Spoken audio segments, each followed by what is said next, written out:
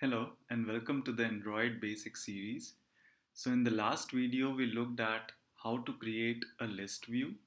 Like if you want to display a list of items which can be movies, food items or anything, then you can use a list view to do that.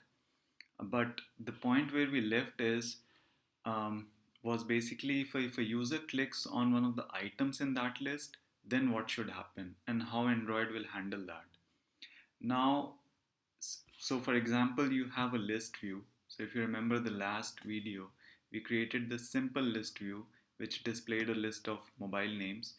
Now if a user comes in and he clicks on one of these items, so how to handle that? So the concept which you need to know is event listeners. So Android comes with this concept of event listeners, this functionality, and using an event listener, you can tell Android what to do when a user clicks on an item, like whether you want to display a message, you want to display the details of the item, and so on and so forth. So how to use that? So there are two steps. First, you define the listener, and then you attach it to the list view. So let's see how the code works. So if you remember, we had a list view with this ID, mobiles ID. Okay, I'll show you the layout code. So we created a list view and which had an array of items and the ID was mobiles. Next, in the activity class, you will get the list view corresponding to this ID. Okay, you use the find view by ID method. I hope you're aware of that. Otherwise, you can look at my previous tutorial to get the details. And once you have this list view, what you do is you create an event listener. Now creating an event listener, now you have to you can read about this, but mainly practice will make you more comfortable with listeners. So here we have created a simple event listener which is basically an on item click listener in the adapter view class. It's an inner class basically, and you just use the the syntax to create a new inner class object. And when you do that, you have to override one method on item click, and this on item click is actually the method which will do the business logic, like where you can write the business logic what should happen when the item is clicked. Now the good thing is this item click method um, provides you a few parameters.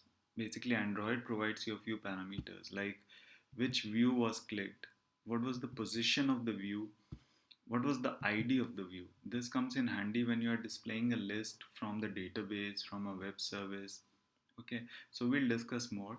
But yeah, this basic list, event listener, you have to implement. It's simple, and then you have to attach it to the list view. So you can set on item click listener and you can specify the listener we just created. Now I'll share the code URL so you can go ahead and take a look at the code in GitHub and try it out. But let me show you how this will work. So when I run the app, this view gets displayed. Okay, and let me show you the logs so that you can follow. So I have put a log message here which says item position this whenever you click on an item. So let's click on an item, first item, the Samsung Galaxy one, and see what is displayed. So item position is 0. So the code is executed and the first item is the 0th position. Let's click on Nexus and see what gets. It's at 1. Okay, so it's working. And similarly, you can do other stuff in that method. You can call another activity, you can display something and whatnot.